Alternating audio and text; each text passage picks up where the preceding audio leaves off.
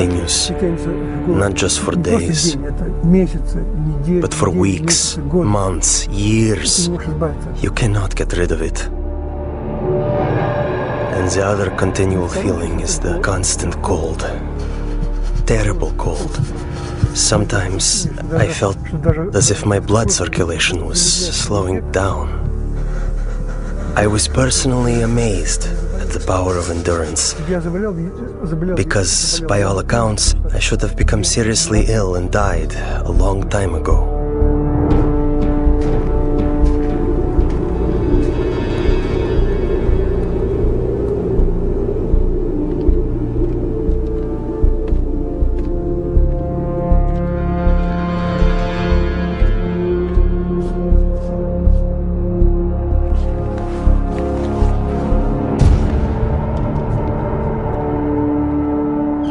One night, I was thrown into a cell with a broken window.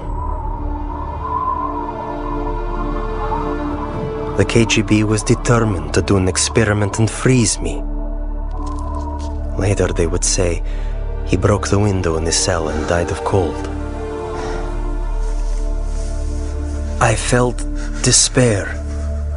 I thought to myself, has God really left me? Am I really forgotten and neglected? Have my years of suffering been in vain? And in my despair, I began to pray. I usually pray silently, but this time I started to appeal to God out loud. God, have you left me? My cries were bursting from a heart literally in utter despair.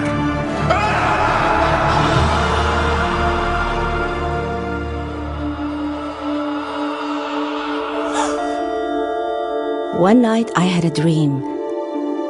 In my dream, I was told to pray for Alexander. I had no idea who Alexander was. But I told my church, and we began to pray for him.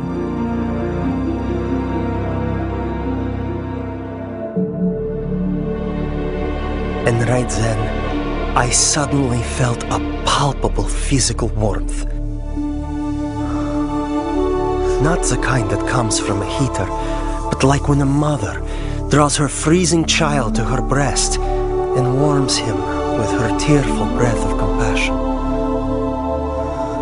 It was a very living, human warmth.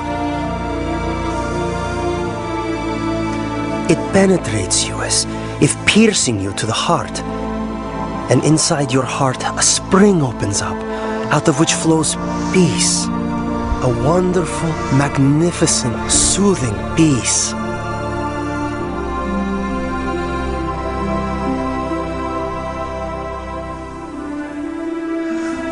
I felt a very loving, brotherly touch.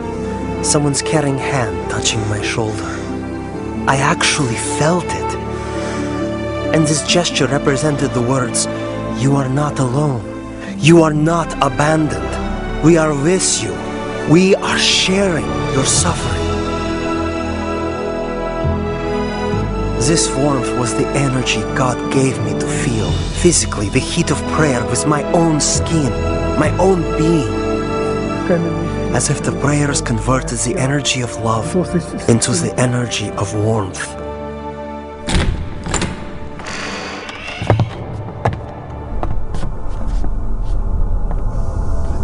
In the morning, it was a shock to my executioners. They couldn't understand. I wasn't simply alive, but my temperature was the same as that of a normal person. I heard the doctor explaining to my executioners in the corridor, "This is impossible. We can't explain it." About 6 months later, we received a letter from Open Doors to pray for Alexander. And we finally found out who this Alexander was. We had been praying for 6 months without knowing anything about him. Alexander had started a Christian movement that spread across the Soviet Union. For this crime against the state, he was imprisoned to a labor camp in northern Siberia. the death sentence zone. It so happened that many people began praying for me.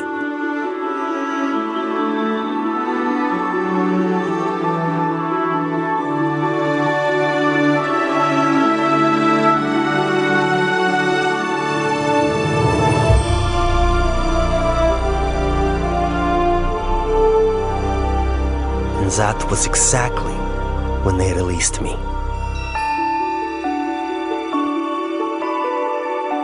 Prayer opened the prison doors, and as the gospel affirms, set the captives free.